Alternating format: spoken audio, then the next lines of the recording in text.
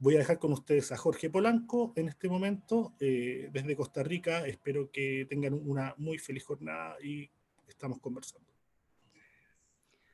Muchas gracias, Rinaldo, y muy buenos días a todos. Aquí desde una fría y lluviosa Costa Rica. Hoy amaneció un poco oscuro acá, pero bueno, debe ser reflejo del temblor que tuvieron anoche allá en Chile. Eh, Espero que todos estén con buena salud y con buen ánimo en la pandemia y después de todas esas eventualidades que suceden en el mundo. Quiero agradecer a la organización, principalmente a bueno, la red de universidades que nombró Rinaldo y en particular a la Universidad de Chile y a la Universidad Católica del Norte por la invitación para participar en la Semana del Acceso Abierto, que realmente es una semana que comúnmente es muy activa y para mí es un placer siempre participar y colaborar con pláticas, organizaciones de eventos, con tal de compartir y democratizar un poco el tema del acceso abierto. Gracias Bárbara, Rinaldo, María y equipo por la invitación y el apoyo durante estas semanas. En mi presentación de hoy, que ya les comparto pantalla, eh, como bien mencionó Rinaldo, voy a hablar un poco del tema de bibliotecas y la democratización a través del acceso abierto. Tal vez voy a establecer un hecho que es muy común para cualquier persona que visita una biblioteca, que es la biblioteca como un factor de inclusión, pero más el día de hoy y en estas épocas es muy particular el apoyo que tiene la biblioteca en cuanto a inclusión y equidad, no podía pensar en otro tema para esta semana que no es fortalecer el rol y el papel de la biblioteca en estos momentos de pandemia. Voy a tocar mucho el tema de pandemia y, y el cómo es la biblioteca una fortaleza para el acceso abierto. Bien, entonces si vemos un poco la agenda del día de hoy, voy a hablar de la labor social que tiene la biblioteca presencial, o sea, la biblioteca física, el espacio de la biblioteca, la virtualidad en cuanto a la biblioteca, que voy a hablar un poco con mis colegas sobre retos que tenemos en la biblioteca virtual, el papel de la biblioteca junto con el acceso abierto y el rol que ha asumido la biblioteca durante la pandemia. Muy bien, para cualquier persona que visita una biblioteca física o que ha estado en algún momento en una biblioteca y ha utilizado sus servicios, es muy frecuente que se pueda notar que la biblioteca física reduce las brechas sociales. Bien, la biblioteca física ofrece un servicio sin distinciones a su comunidad o a su público meta. Bien. Se ha visto cómo en las bibliotecas se dan diferentes tipos de servicios. Hablamos de desarrollo de capacidades, cursos, seminarios, talleres hacia la comunidad, a sus diferentes públicos, ¿verdad? A veces se enfocan también en adultos mayores, en niños, en escolares. Luego, también acceso a tecnología, como la biblioteca es ese punto de acceso a muchas personas al Internet o a entender y conocer el uso de una computadora, de un dispositivo tecnológico y conectarse a la red de redes. También ofrece servicios a la comunidad. Bueno, algunas bibliotecas inclusive pueden establecer servicios como estimulación temprana, actualización profesional, espacios para la organización comunal, que eso en ciertas comunidades es muy importante el rol y el papel que va teniendo la biblioteca al motivar y hacer dinámicas con la comunidad de usuarios que visitan la biblioteca. Acceso a cultura, exposiciones de arte, teatro, cuentacuentos, baile, inclusive algunos ligados con desarrollo de capacidades, ¿verdad? O de acompañamiento a personas, promotor de buenas prácticas ambientales, encuentros y debates sociales y, bueno, más recientemente se ha visto el préstamo de las cosas o la biblioteca de las cosas, donde la biblioteca se vuelve un lugar donde puedo ir a adquirir prestado un implemento que necesito para algún trabajo particular, no sé, una cortadora de césped, martillo, cualquier implemento que necesite para hacer algún tipo de trabajo. ¿Bien? Entonces, ese tipo de cosas, mencioné algunas de manera somera, pero estoy seguro que hay más servicios que la biblioteca ofrece, además del clásico préstamo documental, ¿cierto? Que permite que las brechas se reduzcan, porque de cierta manera estamos ofreciendo, en muchos casos de manera gratuita, acceso a la comunidad a capacitación o a bienes que probablemente sea muy costoso adquirir y y que la biblioteca determinó que había una necesidad. Y en este caso, las personas bibliotecarias tienen un papel importante al ser las que capturan esas necesidades informativas, formativas o recreativas. Entonces, el papel del bibliotecario se vuelve muy importante en la biblioteca física, ¿verdad? Evidentemente, en la biblioteca física, su espacio no significa nada si no hay una persona que lidere ese espacio y que dé estos servicios hacia la comunidad. Pero, ¿qué pasa con la biblioteca virtual? ¿Okay? ¿Qué pasa en el momento en el que la biblioteca necesita entrar a Internet y ofrecer estos mismos bienes y servicios hacia la comunidad de usuarios? ¿Bien? Y dejo la pregunta abierta para que ustedes se cuestionen sobre qué de estas cosas que acabo de mencionar anteriormente se siguen dando bajo la virtualidad. Probablemente algunas sí y probablemente algunas sea poco probable que se empiecen a dar de manera virtual. Entonces, la dinámica hacia la virtualidad cambia un poco el rol y el papel de la biblioteca. Y ese rol presenta retos que la biblioteca debe asumir a partir de la virtualidad, y más cuando se hace una virtualidad extrema e inminente, o bueno, no inminente, sino súbita cuando nos enfrentamos con la pandemia. Entonces, ¿qué retos hay con la virtualidad? Bueno, está todo el tema de los derechos de autor. La semana pasada estuve invitado en la UNAM para un foro sobre bibliotecas y derechos de autor, y si se dan una vuelta por la grabación que quedó sobre ese evento, explotó mucho el tema del derecho de autor y las dudas que puede surgir en la comunidad bibliotecaria y en las bibliotecas a la hora de enfrentarse a la virtualidad o a los documentos online. Y es que hay un desconocimiento peligroso cuando un bibliotecario o un usuario de la biblioteca desconoce el tema de derechos de autor.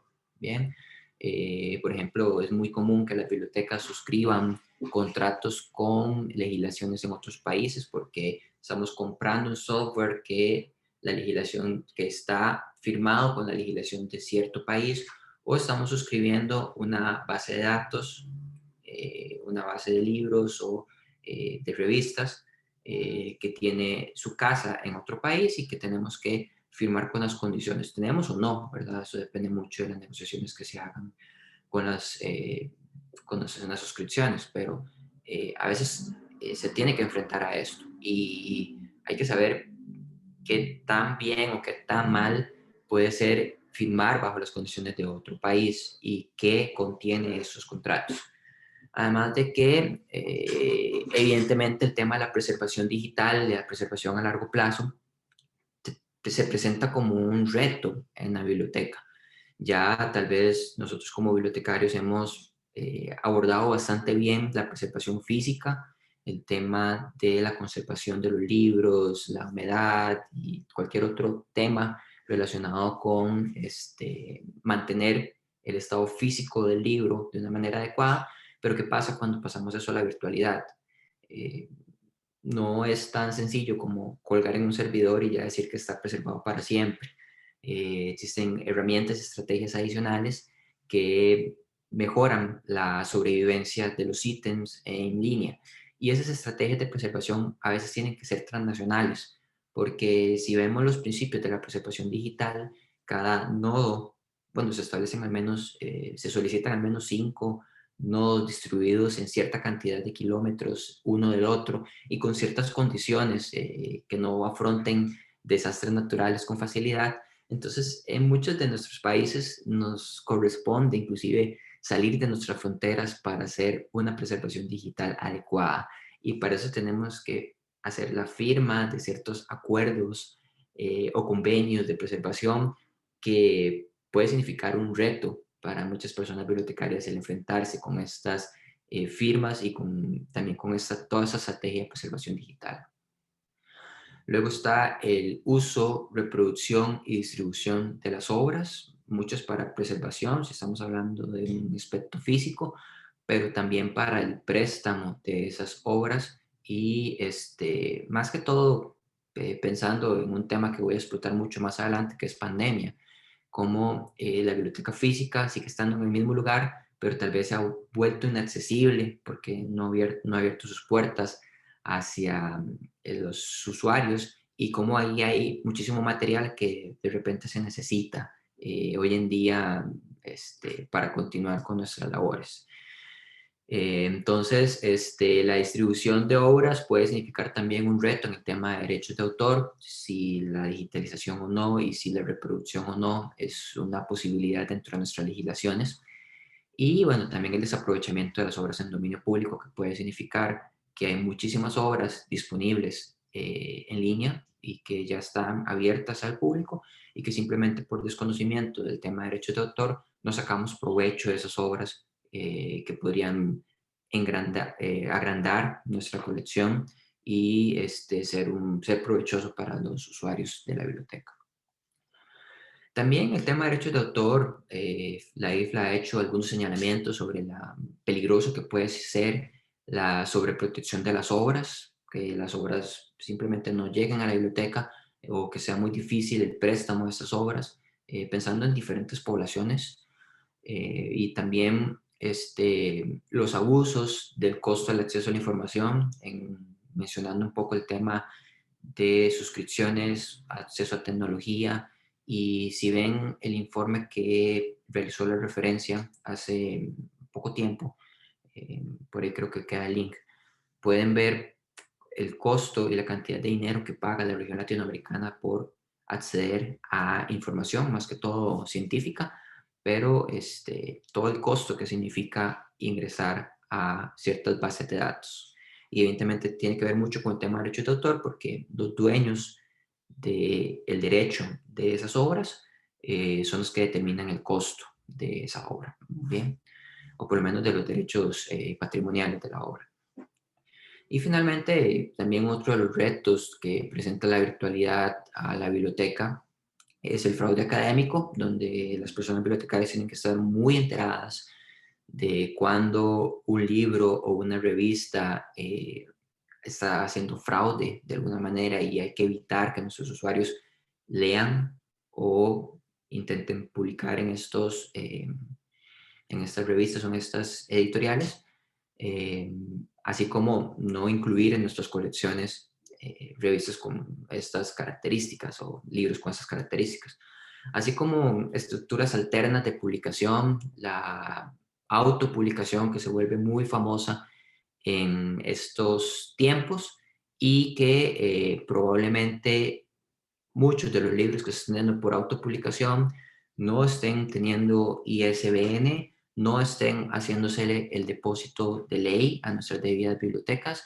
y eso también representa un peligro para el derecho de autor, para el, este, para el tema de la sobreprotección de las obras y para nuestras bibliotecas que de cierta manera tienen que, con el presupuesto limitado, tratar de comprar obras para su comunidad y que, bueno, probablemente al existir esas estructuras alternas sea más difícil la suscripción o la adquisición de ciertas obras. Entonces, la biblioteca presenta estos retos y que la virtualidad también presenta estos retos. Y uno de los aliados naturales de la biblioteca es el acceso abierto. Bien, porque cuando la población, no solo la biblioteca, tiene un acceso libre, gratuito y sin restricciones a cualquier contenido, la biblioteca puede dar soporte en la búsqueda de información y el acceso se da totalmente natural. Bien, más adelante contestaré una pregunta si después, en esta época virtual, donde se da el acceso abierto y donde Google presenta el contenido prácticamente en nuestras manos, si sigue siendo o no importante la biblioteca. Yo creo que ya van viendo una respuesta, pero más adelante comentaré un poco más a detalle. Pero entonces la biblioteca es el compañero y yo, uno de los hechos que voy a establecer en esta presentación es que es una de las pilares del acceso abierto, es la biblioteca. Y si la biblioteca no existiera, el acceso abierto no se podría desarrollar como se desarrolla actualmente. Entonces, si vemos a la IFLA, que es una de las principales organizaciones o la organización mundial que representa los intereses de las personas bibliotecarias, ha hecho una postura y una declaración. En el caso de la postura, eso fue en el año 2000, donde habla del tema de los derechos de autor y plantea muchas de estas riesgos que puede significar la virtualidad para una biblioteca. Bien, y ellos buscan y apelan por un derecho de autor equilibrado, que no haya una sobreprotección de las obras, por un lado, que pueda limitar el acceso a esas obras, pero tampoco que se elimine por completo y que se dé libertad total a cualquier persona al uso de las obras sin ningún límite, ¿verdad? Hay que hacer un uso equilibrado del derecho de autor.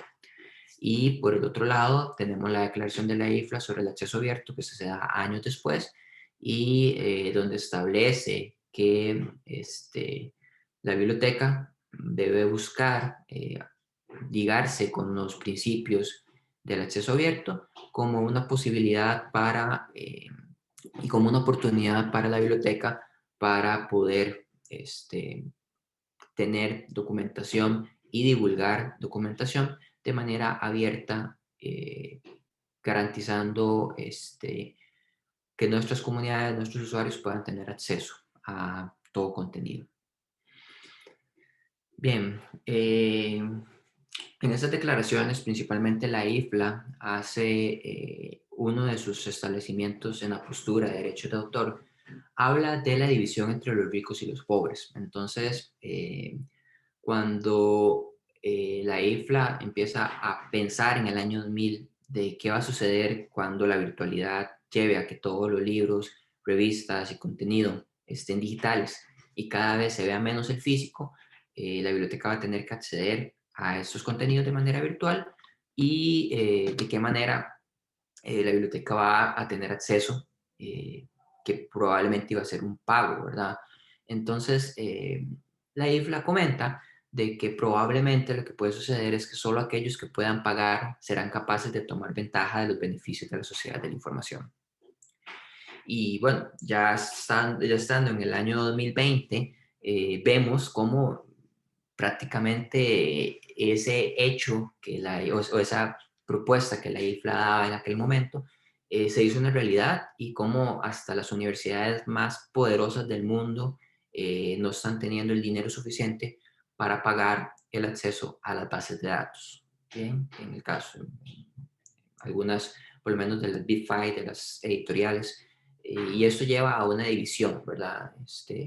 Inclusive entre los ricos y los ricos, llamémoslo así, entre los más poderosos, no es posible acceder a la información.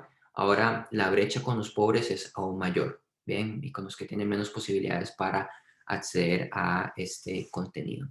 Entonces, la IFLA llama la atención sobre esto en el año 2000 y la declaración, y luego se empiezan a hacer declaraciones años posteriores porque ya se veía que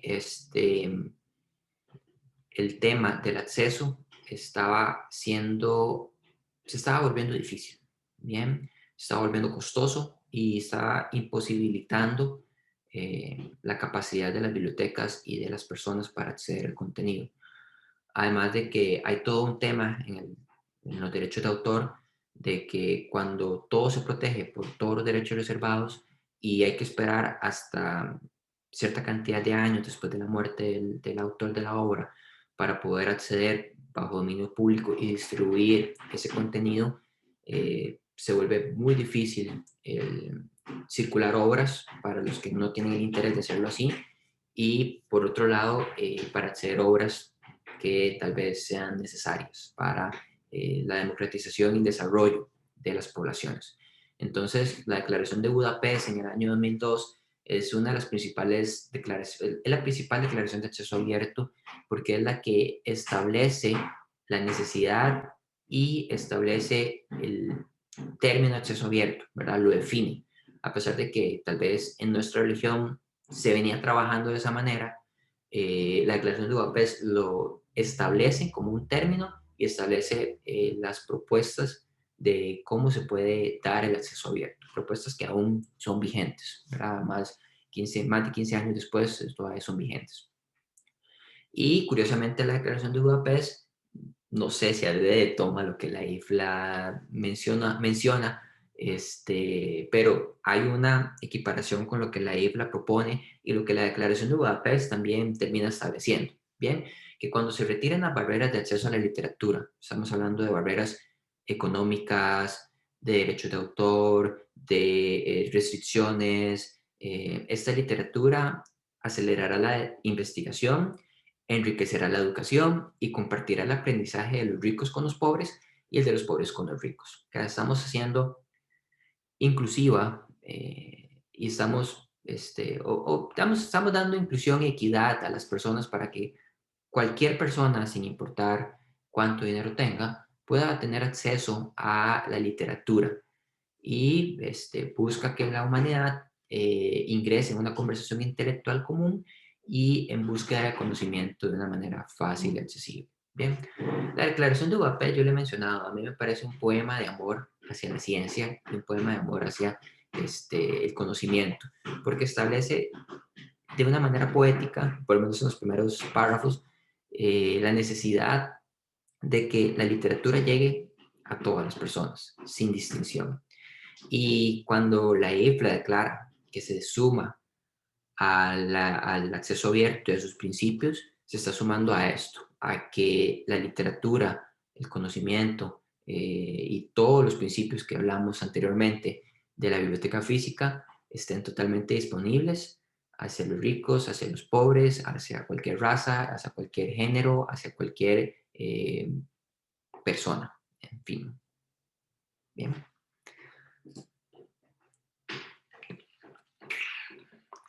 Pero el acceso abierto tiene un límite. Lo puse como límite, pero en realidad es una característica. Este es el inicio de la Declaración de Budapest y habla de una nueva tecnología, y la nueva tecnología es el Internet.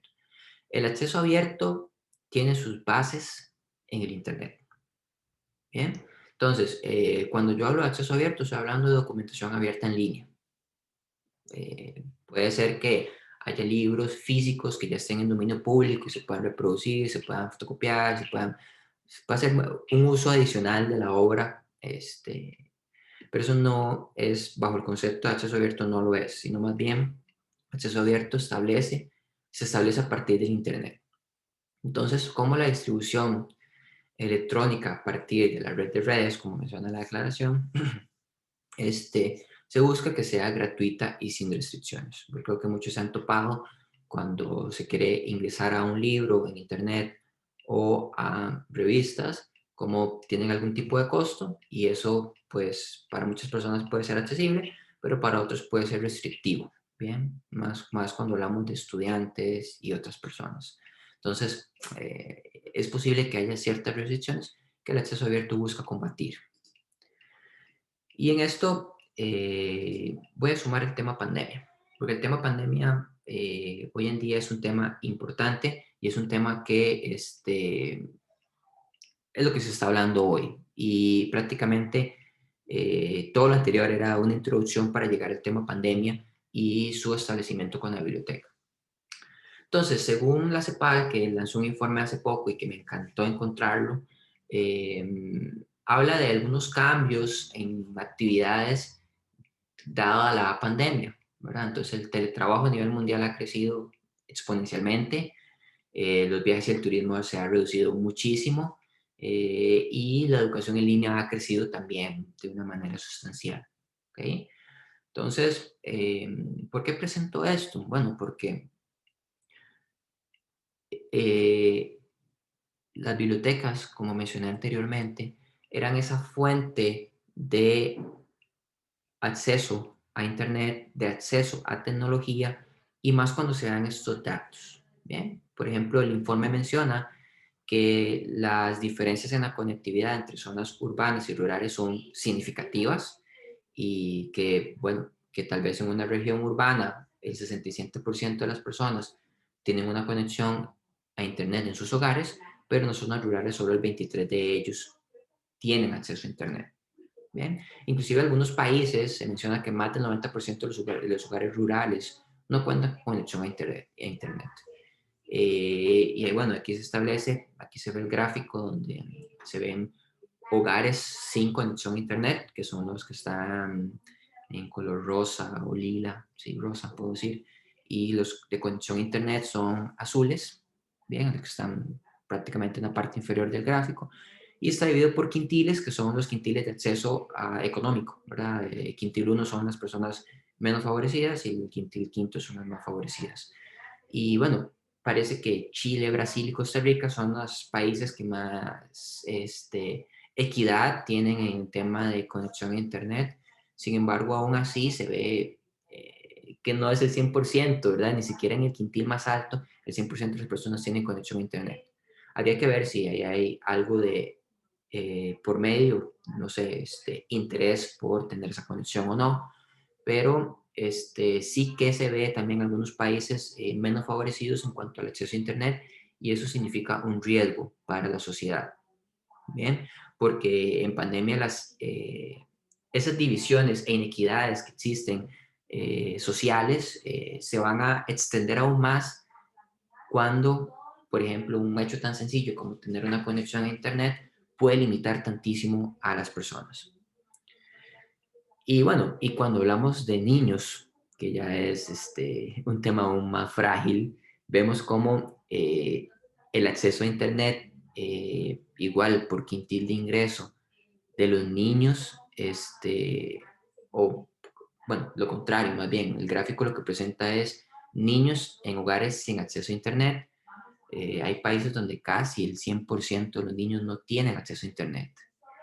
Y cuando la pandemia limita el acceso a, a las escuelas o a la educación primaria, a los edificios, la virtualidad es donde se presenta como la gran solución, pero hay gráficos que nos están mostrando que esa gran solución sigue teniendo, sigue presentando brechas y que hay una inequidad, o sí, una inequidad al acceso a Internet y al acceso a tecnología. Aquí solo estoy hablando de una conexión estable a Internet.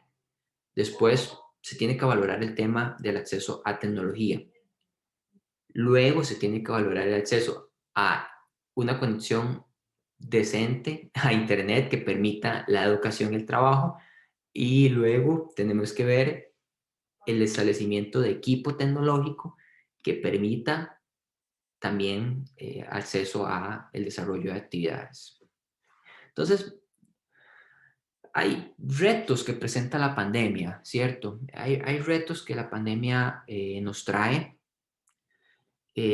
Lo pongo primero, el acceso a tecnología de todos los miembros de la familia, porque es lamentable escuchar y a veces estamos muy sumergidos en nuestras burbujas, y no hablo de la burbuja social en la que tenemos que estar cuidándonos entre nosotros por pandemia, sino esa burbuja de colegas y compañeros en donde tal vez no se presentan algunas dificultades económicas, pero cuando uno sale a la calle y escucha las necesidades que hay en la población, donde hay personas que han tenido que vender sus dispositivos tecnológicos para poder tener acceso a alimentación, o donde tal vez el dinero que les das para un dispositivo tecnológico y tienen que decidir entre si es las cabezas de hogar quienes trabajan con ese dispositivo o si son los niños quienes llevan educación con ese único dispositivo.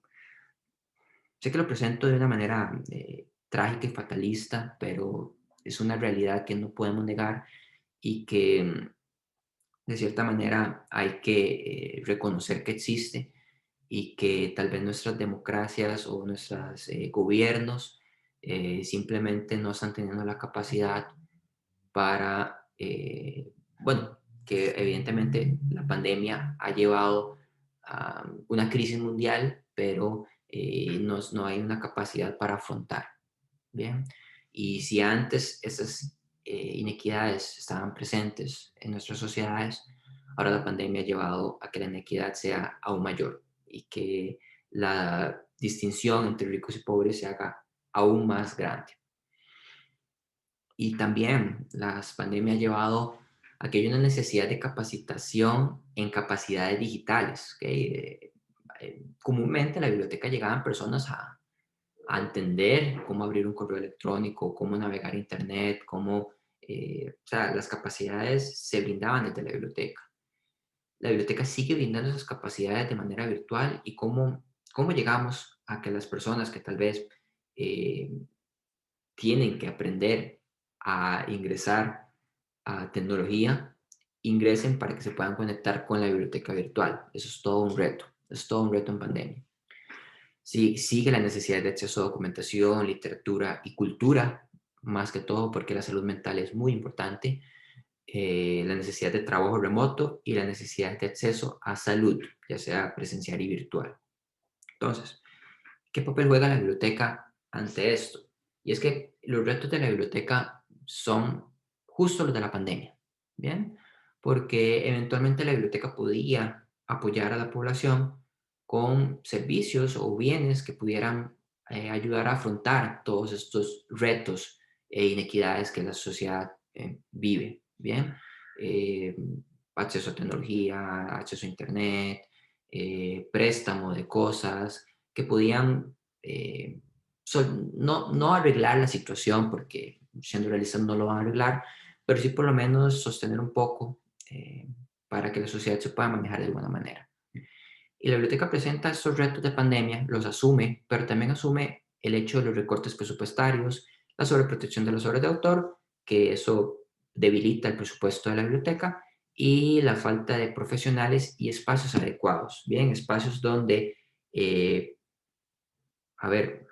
las personas puedan asistir 24 horas a 24/7 a tener un espacio confortable de lectura, de trabajo, de educación y tal vez nos está dando.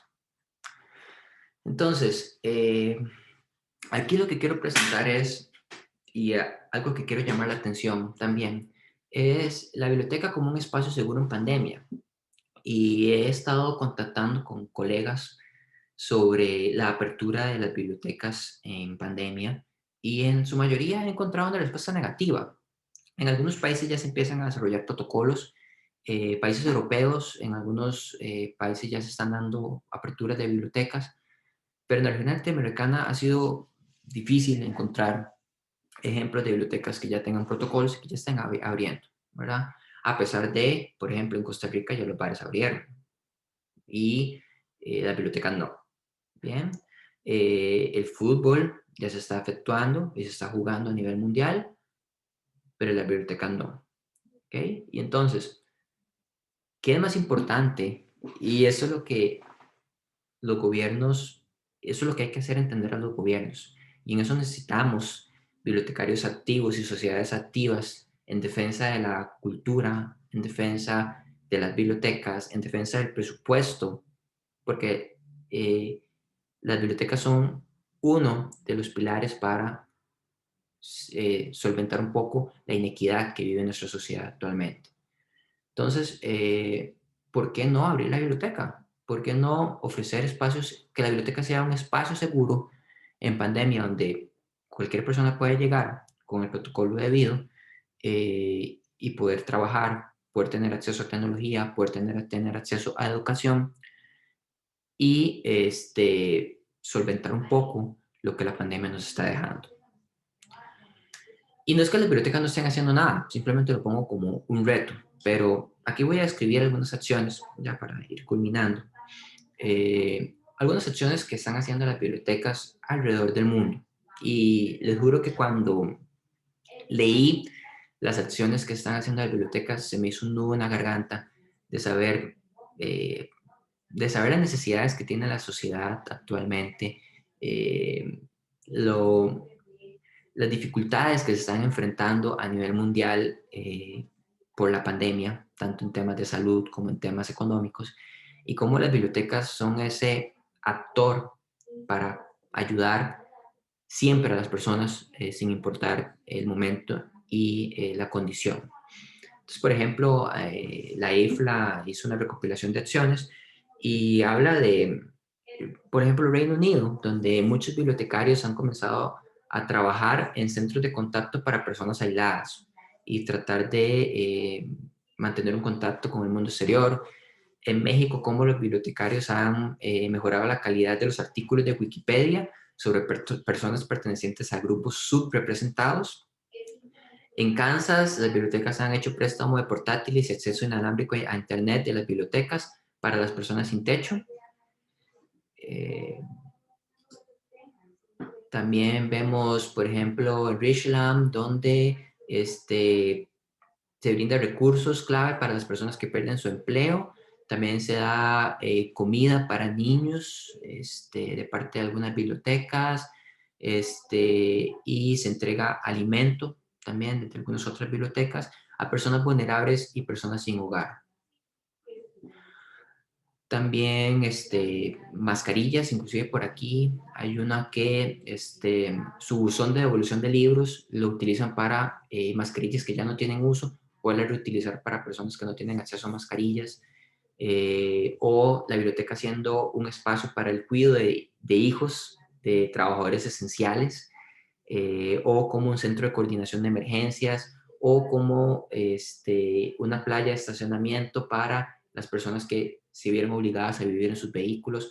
Ok, no quiero llegar tampoco al amarillismo con esto o al sentimentalismo, ¿verdad? De utilizar a las personas como, pero la biblioteca, y lo que quería llegar con esto es que la biblioteca es ese actor que está ahí disponible para las personas sin importar la condición en la que están, y más cuando y más cuando existe una sociedad que tiene una diferenciación tan grande entre ricos y pobres. La biblioteca está ahí para apoyar a esas personas que más lo necesitan siempre. Entonces, ¿la biblioteca tiene futuro ante la virtualización? Que era la gran pregunta que tenía que contestar mi presentación. La biblioteca tiene más sentido en un mundo virtual, por todo lo que acabo de mencionar. La biblioteca, ante los fake news, ante la sobrepoblación o sobre publicación de información en Internet, y ante los diferentes eventos que suceden a nivel mundial, la biblioteca tiene mucho más sentido en el mundo virtual, dando acceso a las personas que menos tienen. Y todo el movimiento de ciencia abierta, principalmente acceso abierto, que es esta semana que estamos conversando, en la que estamos conversando, sería inútil sin la biblioteca, porque dado que el acceso abierto se da en un mundo virtual, la biblioteca es quien ofrece acceso a ese mundo virtual, o es el intermediario a ese mundo virtual para las personas que más necesidades tienen. Entonces, el movimiento de ciencia abierta tiene más sentido con la existencia de la biblioteca. Y eso es parte del establecimiento que quería dejar. Y quiero finalizar con algo que tenemos en común, Chile y Costa Rica, y que esta noticia es de anoche en Costa Rica.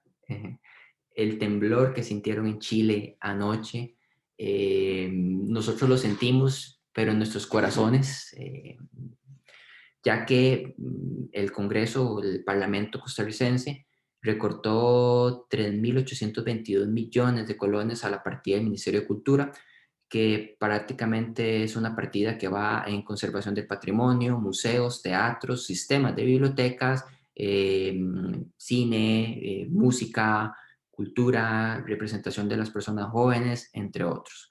y esos 3.822 millones son prácticamente 6 millones de dólares, más de 6 millones de dólares. Busqué el hashtag no a los recortes en cultura y veo que Chile está viviendo una situación similar. Y es triste, y para mí es muy triste, porque sabiendo y estableciendo todo lo anterior, donde las bibliotecas son un ente activo en pandemia y que puede solventar un poco la división entre clases, o sea, equilibrar un poco eh, am, las necesidades de la sociedad, se les hace un recorte tan significativo, ¿verdad? Y en Costa Rica aún peor, porque también se le recorta a la Comisión Nacional de Emergencias en plena emergencia, ¿bien? Que se está viviendo por la pandemia. Entonces, quería cerrar con este mensaje. Eh, no me gusta cerrar con mensajes tristes, pero yo creo que es un llamado a atención para toda la comunidad de luchar por los derechos, por los presupuestos de las bibliotecas, sabiendo que son ese actor tan importante en nuestras sociedades. Bien, entonces eso es todo. Rinaldo, te devuelvo la palabra. Muchas gracias a todos por la compañía. Muchas gracias, Jorge, por tu intervención. Antes de entablar un pequeño diálogo y recibir las preguntas que han surgido de tu ponencia, también, antes que se me olvide, porque yo soy una persona bastante olvidadiza, agradecer a todo el equipo que está detrás de esta transmisión, a Francisco Lobos, a María Verónica Berenguela, que está en el tema de el Twitter, Rafael, que está ahí atento, Rafael Peto, que está atento a las preguntas, y bueno, a Pedro, que también ha gestionado el uso del Zoom y todo esto para que esto sea posible. Sí, como tú decías, Jorge, no deja de ser triste la noticia con la que termina esta presentación, porque acá en Chile, básicamente, hace un par de semanas también se anunciaron recortes para lo vinculado con las becas de los estudios de posgrado que hay fuera del país. Y como que uno siempre tiende a pensar que se corta como decía el adagio, que se corta el hilo por lo más delgado. O sea, hay una falta tal vez de visión de las autoridades de la utilización de la infraestructura pública, en el sentido de que bibliotecas públicas y bibliotecas municipales hay a lo largo de todas las naciones. O sea, en Costa Rica, en cada ciudad, cada comuna debe tener o debería tener una biblioteca. Y, y claro, y un poco como obviado, como que sigue ese pensamiento súper antiguo de que en la biblioteca solamente hay libros, solamente se va a leer y no se entiende que eso sigue siendo una parte importante, pero con toda la, las ya nuevas tecnologías, que ya son viejas tecnologías, esto ha sido ya superado, o sea, que la biblioteca va mucho más allá. Una de las preguntas, claro, yo veo en causa y entiendo súper bien lo que tú comentas, pero aún todavía me gustaría compartir contigo cuál es también el rol de la biblioteca universitaria dentro de esto, porque claro, la biblioteca universitaria está inmersa dentro de una organización mayor, y no como la biblioteca pública que tiene como, tal vez debería tener como primera misión esto. Eh, ¿Cuál es el aporte que podría hacer la biblioteca universitaria en tiempos de pandemia? Yo visualizo el facilitar el tema de los accesos abiertos, de mantener informada a la comunidad de investigadores de dónde poder acceder a cierta información, ya que vimos que el acceso abierto, hasta los grandes consorcios que tienen todo cerrado, una gran parte de su contenido cerrado, hablo de Science Direct, hablo de todo el consorcio del Elsevier y de todos estos conglomerados, han tenido que verse en la misión de abrir los temas más candentes, porque si no se están develando como obstruccionistas frente al progreso inmediato que necesita este tema. ¿Cómo lo ves tú, Jorge? Bien, sí, la biblioteca universitaria tiene un papel importante, mucho en el tema de derechos de autor, como lo comenté anteriormente. Es vital, ¿verdad? El entrenamiento. Las bibliotecas universitarias tienen esas características que están cerca de los académicos, cerca de profesores universitarios, de estudiantes universitarios, principalmente los estudiantes universitarios van a tener mucha necesidad de acceso y disponibilidad de contenido y de acompañamiento en esta época de pandemia. Pero también el desarrollo de capacidades para otros colegas bibliotecarios, temas de derechos de autor, hacer ese vínculo con los profesionales de la universidad en derechos de autor y que puedan entrenar a otros bibliotecarios también, porque, a ver, los préstamos tienen que seguir sucediendo y las poblaciones vulnerables tienen que tener acceso a esta documentación, sea física o sea virtual, y tiene que llegar el contenido a las personas. Entonces, puedo como biblioteca fotocopiar un capítulo, un libro y entregar a esa persona. Si puedo o no puedo. Sé que en Chile tienen ciertas normativas que permiten digitalizar o entregar a estudiantes cuando están en su plan de estudio. Entonces, es parte de las necesidades que se tienen. Pero también, por ejemplo, pongo a la Universidad de Costa Rica como un ejemplo vivo de la universidad, las bibliotecas de la Universidad de Costa Rica se asocian con el gobierno, la administración de la universidad para entregar tecnología, en este caso tablets, para estudiantes que tienen necesidad de acceso a Internet y de acceso a tecnología. Entonces, los estudiantes que más necesidad tienen en la universidad reciben una tablet con un chip telefónico, con Internet precargado y con una cuenta que paga la universidad. Entonces, pues la biblioteca universitaria tiene ese papel de nuevo de acercarnos a las poblaciones más vulnerables, en este caso estudiantes universitarios, pero también en colaborar con otros profesionales y otros colegas para todo el tema de compartir y de dar acceso. Claro, justamente yo también opino que es importante, que es un buen tiempo para aprender y sacar lecciones, en el sentido de que cuando estas empresas, estos consorcios, también sabiendo la situación económica mundial,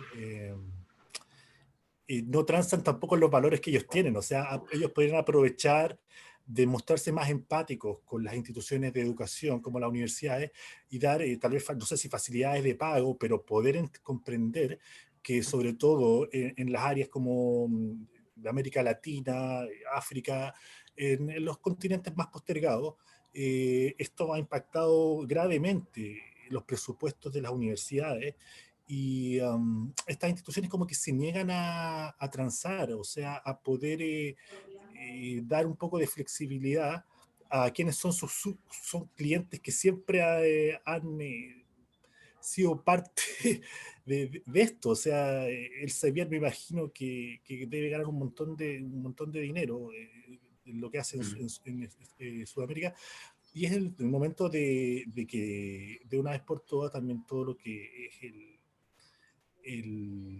los repositorios institucionales Yes. y la comunicación intrauniversitaria, de poder tener los preprints dentro del poder de las instituciones para poder dialogar con nuestros pares en el caso de que se dé un tema de este que no haya presupuesto el día de mañana para acceder a ciertos papers. Yes. Eh, Así, Rinaldo, bueno, perdón, para comentar un poco sobre eso, y veo las preguntas que estaban surgiendo por el sí, chat sí, sí, sobre sí, suscribir, sobre seguir suscribiendo, o si nos vamos sobre recursos abiertos. Bueno, evidentemente en algún momento hay que pagar, ¿verdad? Y alguien tiene que pagar. Y no puedo decirles cancelen todo porque no es una estrategia saludable para una institución, cancelar todo el acceso a su contenido y establecer unas búsquedas, ¿verdad?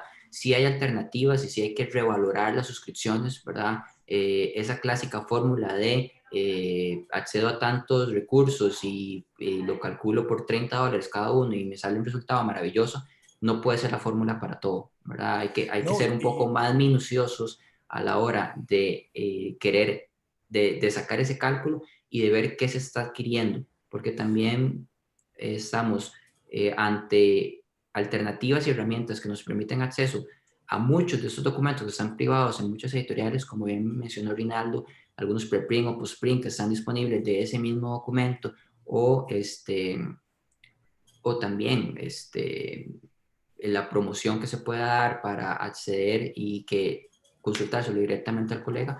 Entonces, hay sí, alternativas, hay claro. posibilidades. Adelante, Justamente, Ronaldo.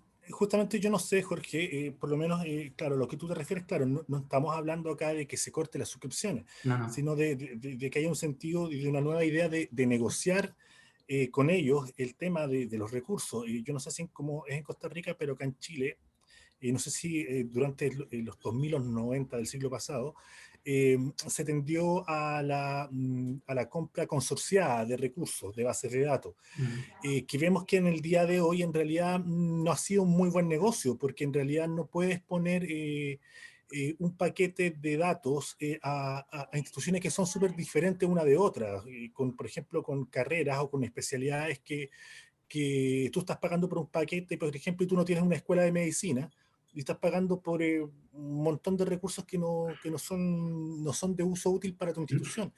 Tal vez el volver a repensar y este tipo ¿cómo se llama?, de consorcios, tal vez hacerlos más afines a las propuestas de cada institución.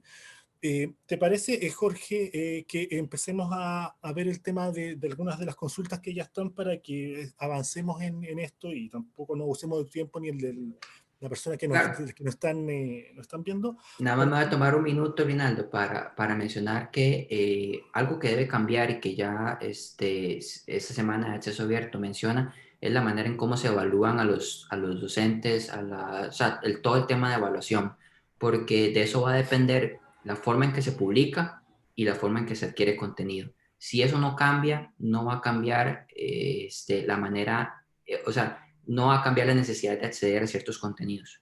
Y eso es muy importante que se tiene que dar.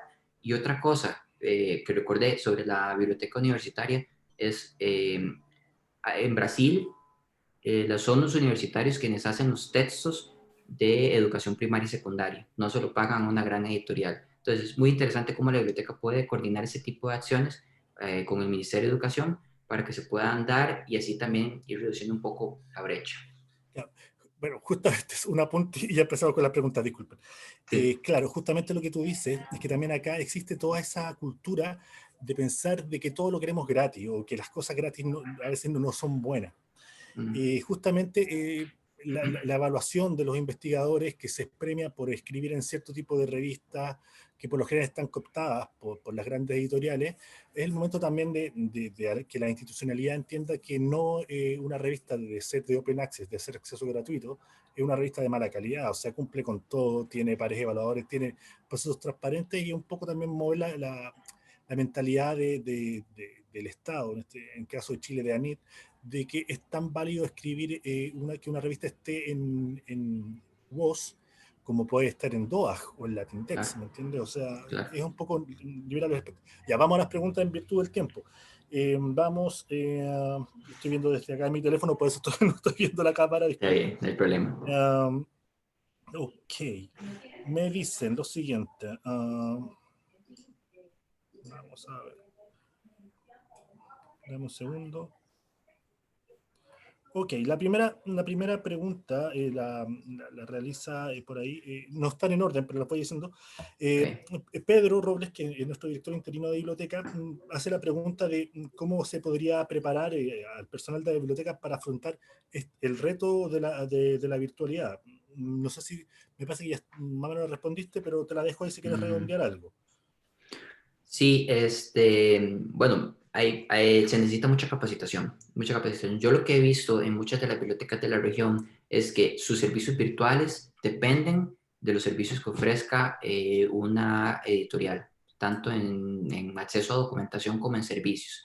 Y la biblioteca en sí a veces se queda vacía, ¿verdad? No tenemos una biblioteca virtual si las grandes editoriales no ofrecen esos servicios. Entonces necesitamos más capacitación, más personal, que de repente en este momento de pandemia el personal de circulación está limitado, ¿no? El trabajo de ir a buscar libros, dar préstamo de libros físicos, cambia por un modelo virtual, pero que cambie de una manera ordenada, que cambie de una manera en el que las personas que están haciendo esta virtualidad puedan hacer un servicio que inclusive pueda transferirse a un servicio permanente y que las capacidades de la biblioteca en cuanto a servicios y sistemas puedan ser totalmente virtuales, ¿verdad? Yo no les puedo dar la receta porque cada biblioteca es particular y Claro. tiene sus propias necesidades y su propio público, pero sí pienso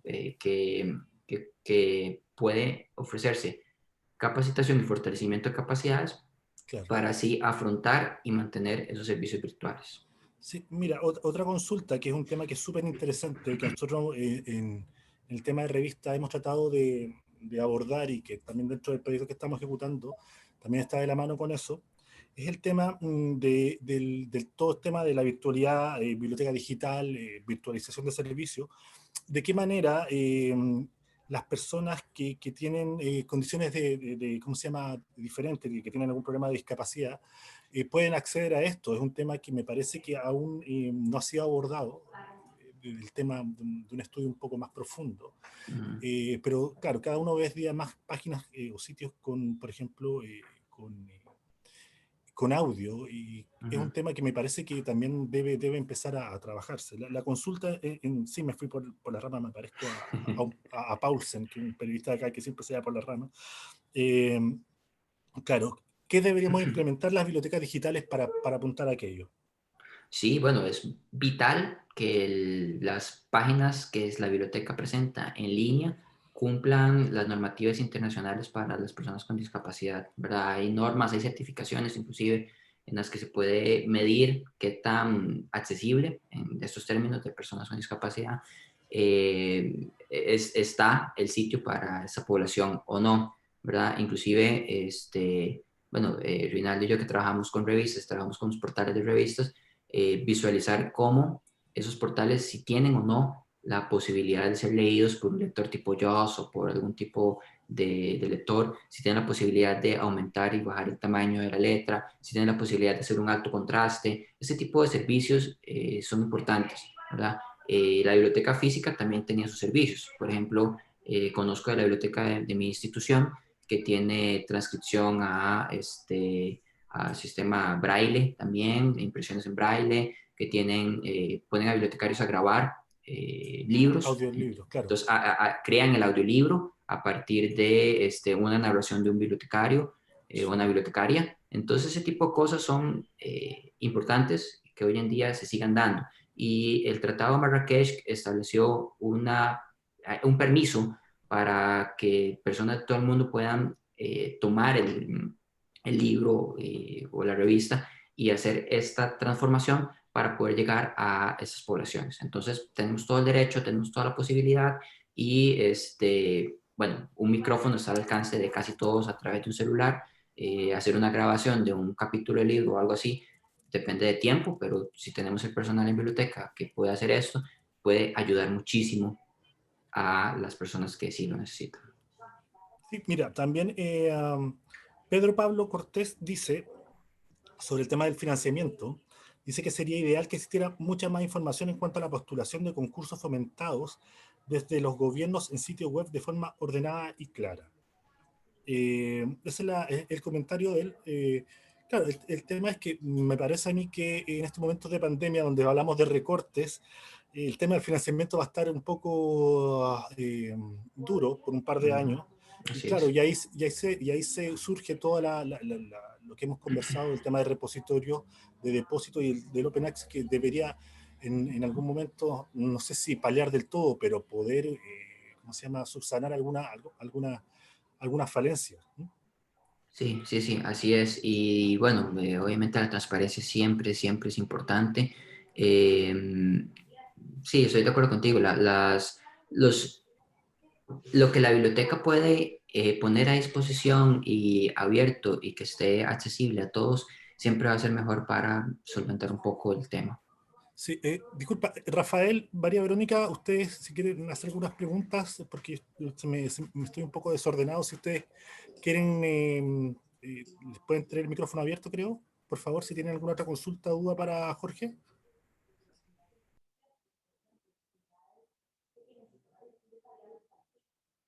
¿Están? Sí, Bueno, exacto. Solo comentar que en el chat Gabriela Pradenas nos comentaba también que las universidades u organizaciones pueden acceder a sus suscripciones en grupos cooperativos, que también eso es una idea para poder, es una muy buena idea para poder enfrentar todo el tema de lo que Jorge nos ha estado conversando hoy en día. Ujú. Sí, así es. De hecho, en el estudio que mencioné de la referencia habla de los consorcios, habla de qué tipo de consorcios hay, que comúnmente hay consorcios de gobierno central, de bibliotecas, perdón, de bibliotecas universitarias, y ahí se toca mucho el tema de costos y qué se está negociando, ¿verdad? Entonces, a mí me parece vital este documento porque da pistas de cosas que sí se están negociando y cosas que no se están negociando y cómo en esta época donde el presupuesto es apretado y que va a serlo por probablemente los próximos 10 años, que es el pronóstico que deja la crisis de la pandemia, este, el, la, a pesar de que el presupuesto es ajustado, como bien dijo Rinaldo, los presupuestos que nos presentan las grandes editoriales más bien aumentan y ya anunciaron aumentos en algunas bases de datos. Entonces, nos queda el acceso, perdón, perdí la idea, pero nos queda el acceso a el contenido de una manera abierta, es una de las posibilidades, y ante el presupuesto apretado, la referencia establece algunos acuerdos que la biblioteca puede tener adicionales con las organizaciones, con las editoriales. Entonces, por ponerles un pequeño ejemplo, los académicos pagan, o las universidades pagan, al investigador por investigar, a la revista por publicar y a la revista por leer. O sea, se está haciendo el triple pago, y ese triple pago ya es conocido y ha sido publicado por periódicos y diarios y todo. Porque no se negocia un paquete en el que no paguemos doble a la revista, sino paguemos una sola vez. Paguemos tanto por los APCs, por la publicación, y paguemos por el acceso, ¿verdad? Si es que la universidad así lo tiene a bien, ¿verdad? Obviamente estoy hablando generalidades, ¿verdad? Puede ser que haya alguna biblioteca o universidad que diga que no paga APCs porque no tiene la posibilidad o porque no necesita, ¿verdad? No publican revistas donde se cobren APCs, entonces lo olvidamos y ya está. Pero en el caso de universidades grandes y que acostumbran a publicar con revistas con APC y que además acostumbran pagar de ciertas revistas similares, ¿por qué no asociarlo, ¿verdad? Entonces, a lo que me refería es que la referencia da muchas pistas, el informe de la referencia da muchas pistas de algunas cosas que se están acordando y otras que no. Y eso puede ser parte de un estudio mayor que pueden hacer nuestras instituciones para así reducir el costo de las suscripciones, volviendo al tema de las suscripciones,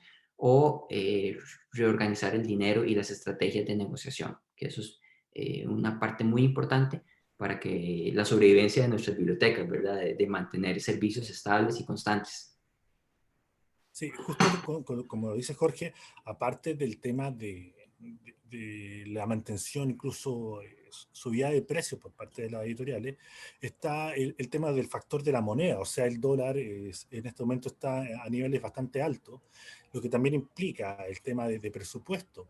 Eh, claro, el tema de asociarse es una manera súper interesante de hacer. Y claro, el tema de también, un factor que siempre se conversa, pero que en un momento las instituciones deben tener resguardo en cuanto a comprobar toda esta información que es generada por las propias grandes editoriales sobre el uso de los recursos. O sea, ellos te entregan la estadística de lo que tú, en teoría, tu institución usa, pero son muy pocas las instituciones que contrastan eso con la realidad, porque en realidad ellos pueden poner cualquier cifra, porque lo que quieren es que tú sigas pagando por lo que ellos tienen.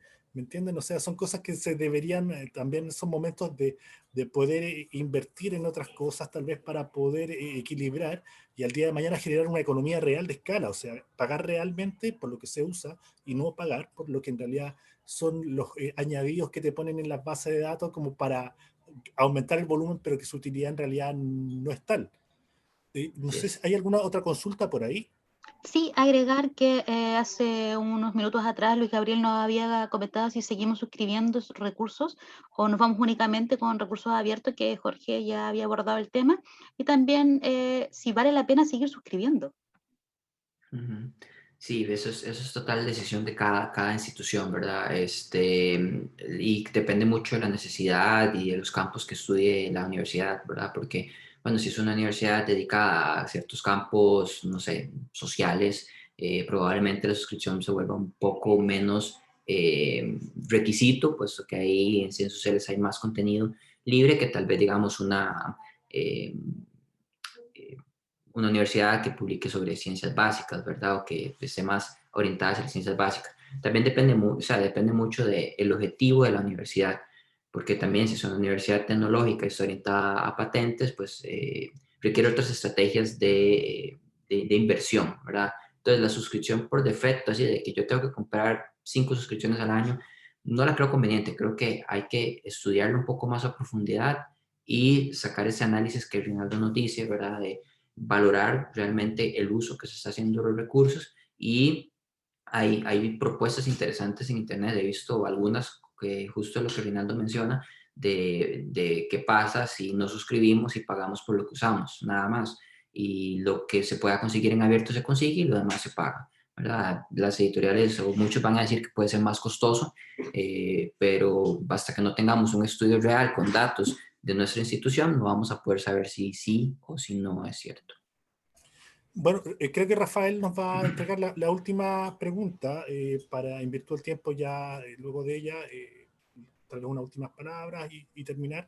Se vuelve a agradecer a todos los espectadores. Así que, Rafael, porfa. Sí, acá surge la pregunta de, teniendo en cuenta el bajo porcentaje de personas con acceso a Internet en áreas rurales o vulnerables, ¿qué estrategias pueden implementar las bibliotecas digitales para llegar a esta población?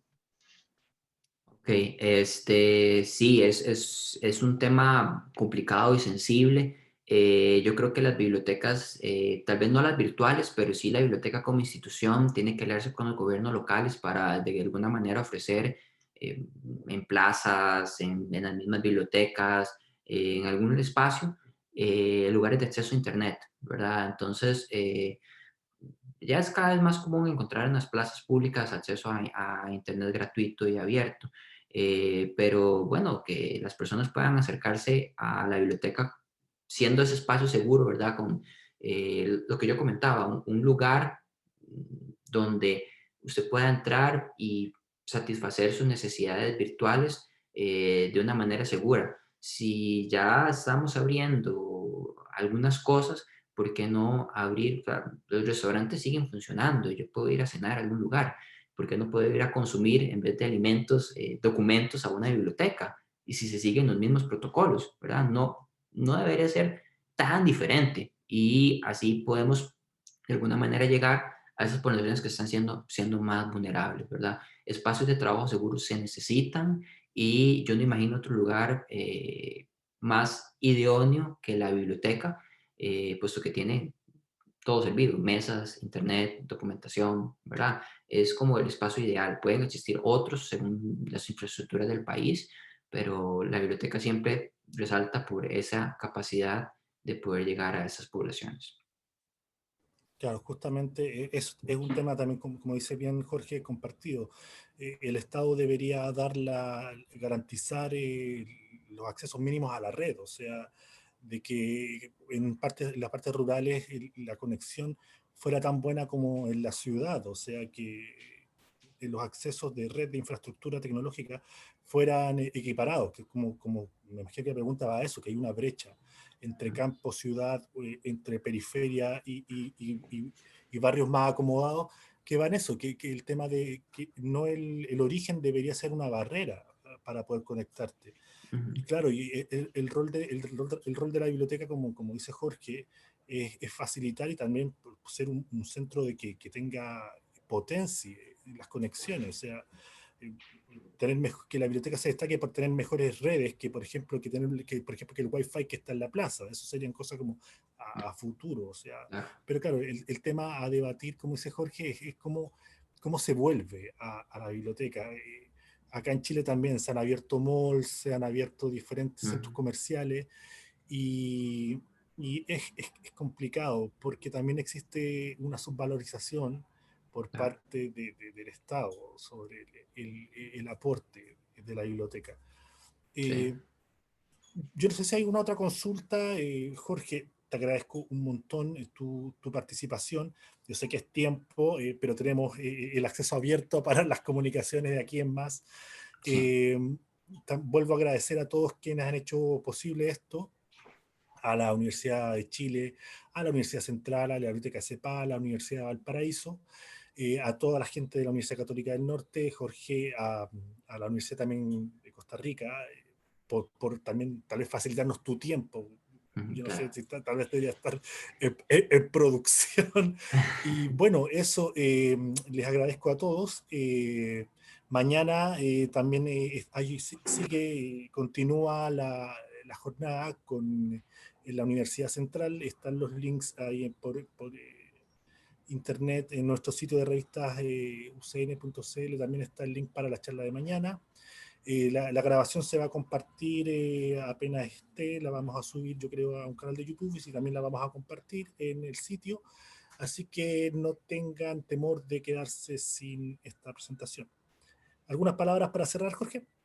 No, nada más lo que quería llamar la atención con mi presentación y espero que haya resultado es que yo espero bibliotecarios activos al frente, al frente con sus gobiernos para poder conseguir financiamiento, para poder mejorar las estrategias de evaluación de las instituciones, para mejorar la manera en cómo se accede, para exigir las aperturas de la biblioteca. En realidad creo que es una necesidad más, ¿verdad? Ya lo hemos hablado, el mall está abierto, las librerías donde se venden libros está abierto, pero la biblioteca donde se prestan libros no está abierta, y eso es algo que hay que decirlo a viva voz y que hay que reclamarlo. Evidentemente, como bibliotecarios tenemos que poner nuestra parte, hacer los protocolos debidos, hacer lo que corresponde para las aperturas de las bibliotecas, que ya muchos países lo han hecho, y ya inclusive podemos seguir esos lineamientos. Pero entonces necesitamos personas activas porque las brechas continúan aumentando y bueno, eso es mal para nuestra sociedad, para nuestra población y para nuestro público meta. Entonces, de nuevo agradecer a la organización y quedo a disposición de todos por si quieren debatir o extender el tema de alguna manera. Muchas gracias. Bueno, muchas gracias, Jorge, muchas gracias a todos. Esperamos que el próximo año en Nueva OVEC sean otras instituciones para saber que esto se sigue difundiendo y mañana no se pierdan la ponencia de la Universidad Central, que a las 11 de la mañana, y el viernes CEPAL. Hasta luego, muchas gracias y que tengan una feliz jornada de día miércoles.